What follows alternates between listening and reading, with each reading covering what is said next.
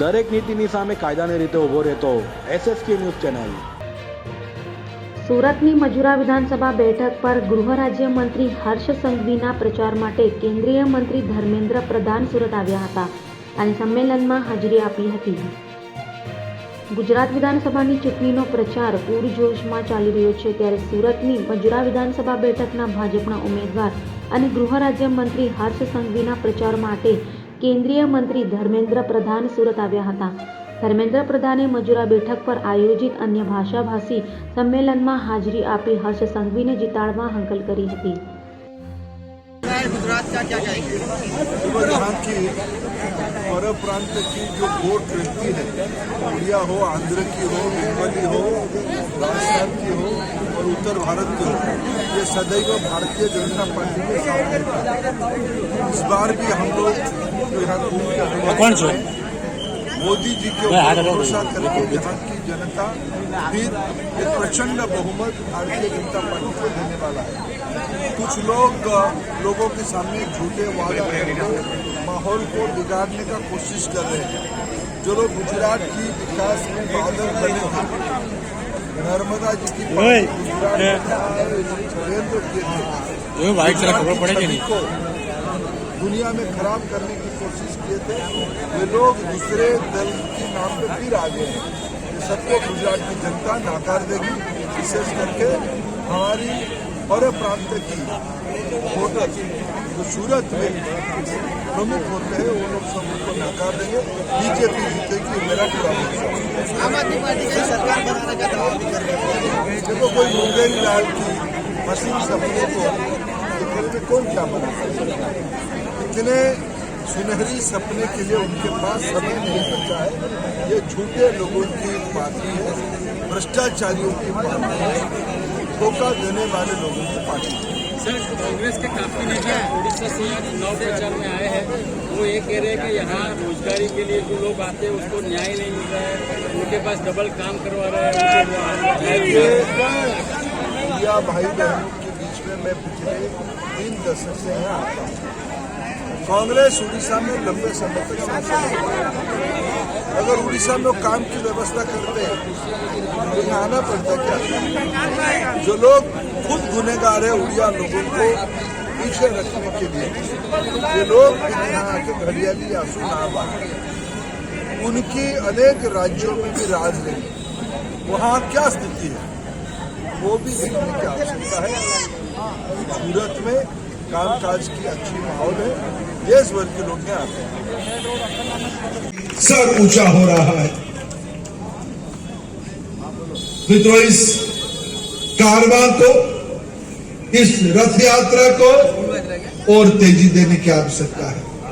इसलिए आने वाले गुजरात की चुनाव में विकास के लिए, गुजरात को और वैभव लाने के लिए, नरेंद्र मोदी जी के हाथ को मजबूत करने के लिए, नरेंद्र मोदी जी के हाथ मजबूत होने से केवल गुजरात की विकास नहीं होगा, देश की कोने कोने में आज विकास पहुंची है। न केवल देश के अंदर आज नरेंद्र मोदी जी की लोकप्रियता दुनिया में क्यों है? दुनिया की गरीब लोग, वो अफ्रीका की देश हो या साउथ ईस्ट एशिया की देश हो, सारे गरीब देश भारत की ओर देख रहे हैं, नरेंद्र मोदी जी की ओर देख रहे हैं कि भारत कैसे आगे बढ़ रहा है, भारत की विकास की तरीका क्या है। मित्रों, मैं अगर 1-2 उदाहरण आपके सामने दूं, याद करिए वो दिन जब अमेरिका से हम लोग सड़े हुए गेहूं PL4 की स्कीम पे लाते थे।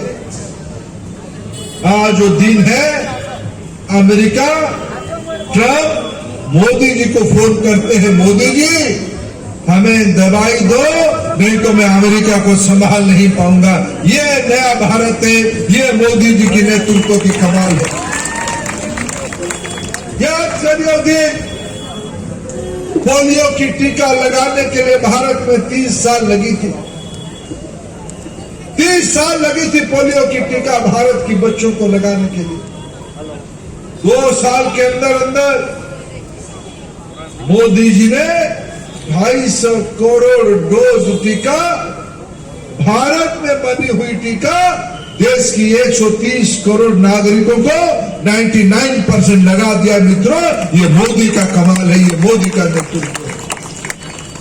क्या नहीं चाहते ये नेतृत्व भारत में मजबूत हो, भारत की विकास हो, गुजरात की विकास हो, दुनिया के लोग भारत को आदर्श देखे। कुछ लोगों को ये हजम नहीं हो रहा, कुछ लोगों की पेट में ये पच नहीं रहा है, इसीलिए अनेक प्रकार के पाखंड, झूठे वादे रचना की जा रही है। मित्रों, मैं इसीलिए निवेदन करने आया हूं, विशेष करके मेरे ओडिया भाई बहन को निवेदन करने आया हूं। वो दिन दूर नहीं है, मोदी जी की व्यवस्था भी उड़ीसा में आ जाएगी। जब उड़ीसा में आ जाएगी तब आप यहां से अनुभव लेके उड़ीसा में जाके मालिक बनोगे।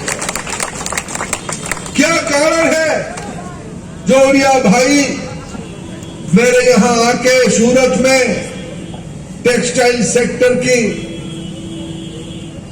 रीढ़ की हड्डी बनती है, डायमंड इंडस्ट्री में नाम कमाता है, हाउसिंग इंडस्ट्री में मेरे केंद्रापड़ा जिले की लोगों की बोलबाला है, गुंजाम के जिले की लोगों की टेक्सटाइल और डायमंड में बोलबाला है।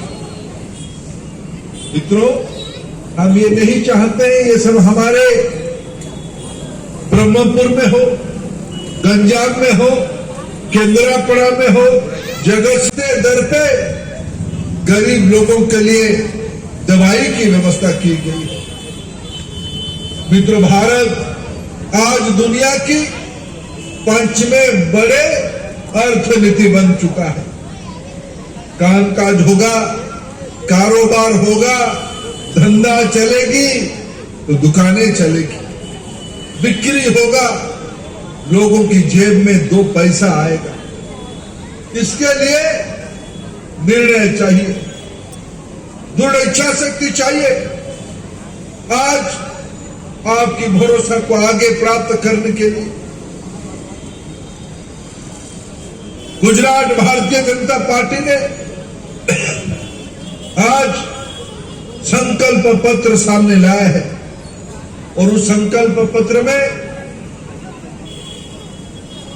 यह कहा है कि आने वाले दिनों में रोजगार की बढ़ावा किया जाएगा, समाज में सुरक्षा की ध्यान दी जाएगी, समाज में विकास को ध्यान दिया जाएगा।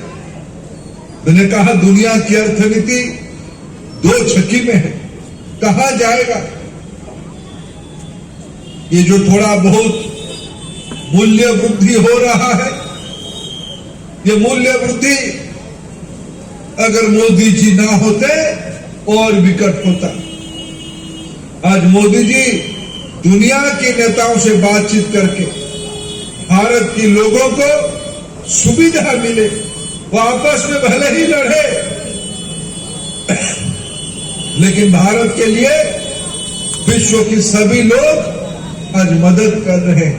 आपने देखा होगा यूक्रेन से जब अपने बच्चों को लाने के लिए बात हुआ तो भले ही रशिया और यूक्रेन आपस में लड़े, लेकिन भारत के बच्चों को सुरक्षित लाने के लिए दोनों ने युद्ध को बंद किया। ये मोदी जी की दृढ़ नेतृत्व की लक्षण है, यही देश की आवश्यकता है। मित्रों, चुनाव के दिनों में कुछ लोग झूठे वादे लेके गुजरात में भी पहुंचे हैं। मैं देश की शिक्षा मंत्री हूं, मैं जिम्मेदारी के साथ कहता हूं,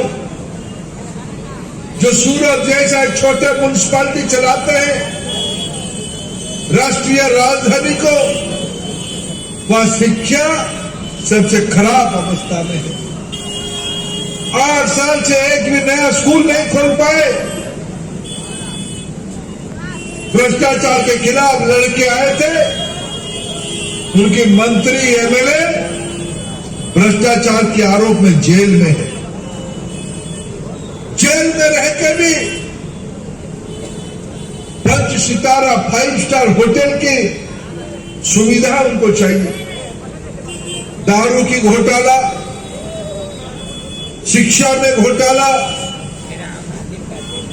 पीडब्ल्यूडी कामों में घोटाला, गरीबों की पैसे को लूट करना जिन लोगों की नीति है, वे लोग आज गुजरात भी आए हैं बहुरूपिया बनके। દરેક નીતિની સામે કાયદાની રીતે ઉભો રહેતો SSK ન્યૂઝ ચેનલ